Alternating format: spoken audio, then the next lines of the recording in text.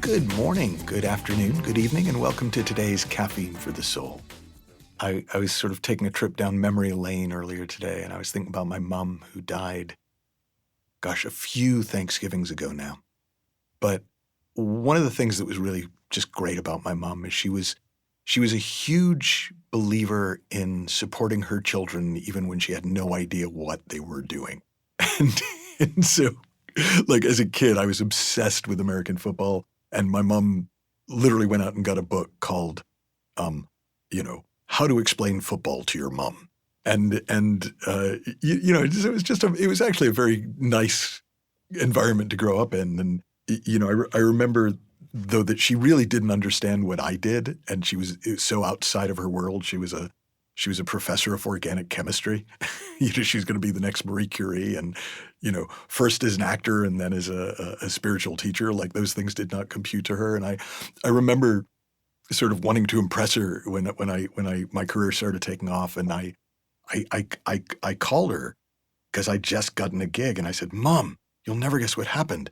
I'm opening for Wayne Dyer at Wembley Arena. And she said, oh my God, honey, that's amazing. Who's Wayne Dyer? And I said, okay.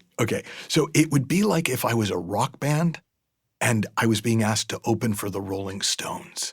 And she went, oh, who are the Rolling Stones? And I was like, okay, I'm not going to impress my mom.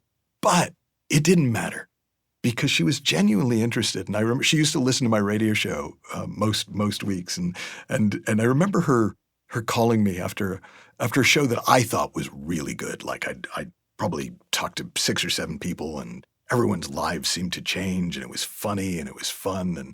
And my mom reached out to me and said, honey, I listened to your show today. It was great. I was like, oh, thanks, Mom.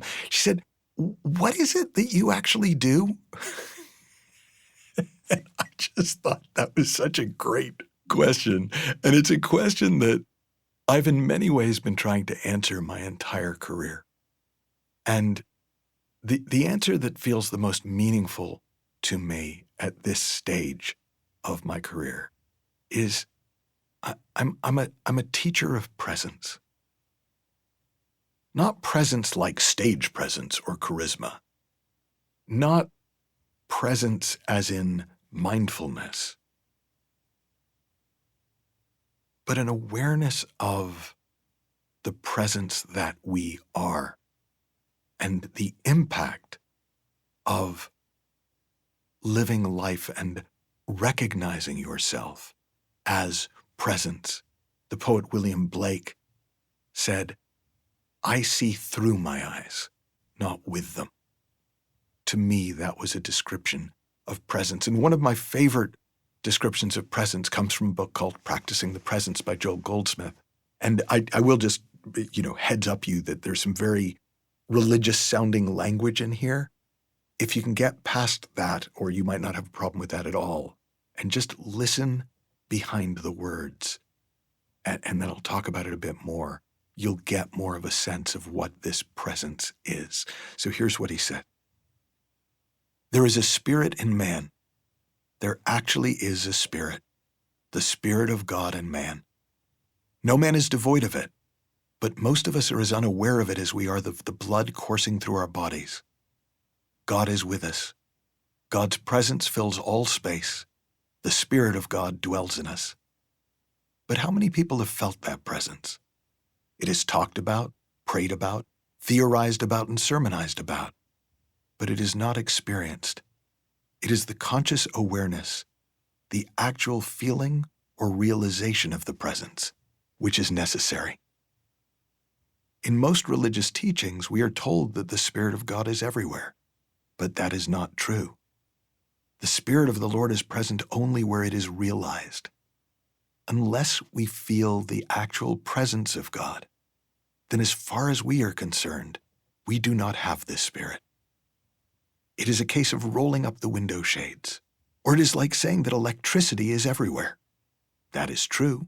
Electricity is everywhere, just as the Spirit of God is everywhere. Electricity, however, will be of no value to us unless it is connected in some way for our particular use. So it is with the Spirit of God. It is everywhere in an absolute spiritual sense, but it is only effective in our experience to the extent to which it is realized. In other words, now this is me again, to the extent to which it's real for you. It's not an idea, it's not a concept, it's not a thought that you try to believe in. It's an actual lived experience. Right now, the presence that you are is here. You may or may not be paying attention to it. You might be paying attention to your thinking about, that was a lot of uses of the word God. I'm not sure how I feel about that. Or you might have been going, finally, he's talking about God. Or you might be thinking, I wonder what I'm having for lunch. Wait, am I listening to a podcast? So you might be paying attention to that. You might be paying attention to something else that you're doing while this is playing in the background. But I can tell you that if even one iota of your attention is directed towards the presence that you are, towards the reality of you, the spirit, the formless presence that is in all things, including you, because it is you, you're made of it.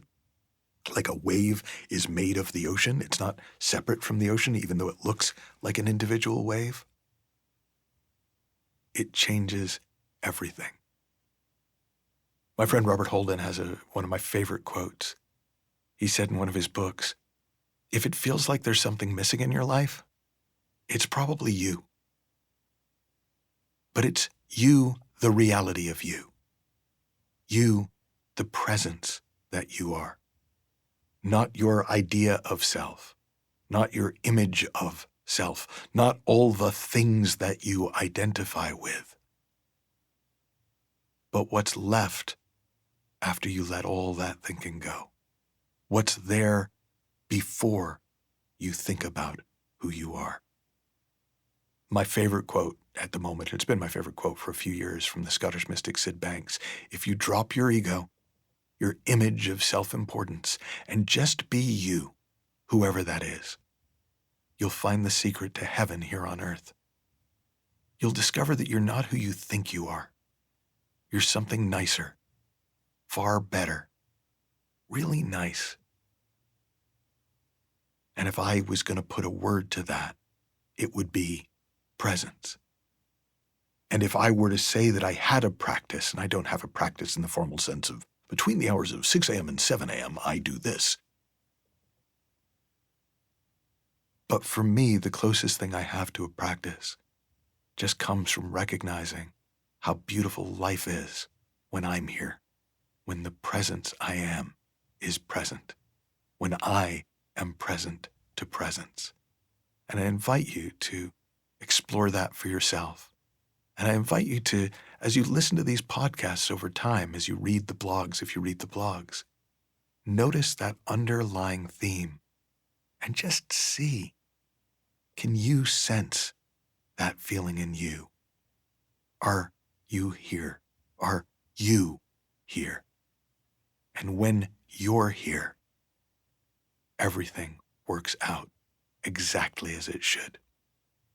Have fun, learn heaps, happy exploring, and I'll talk with you soon.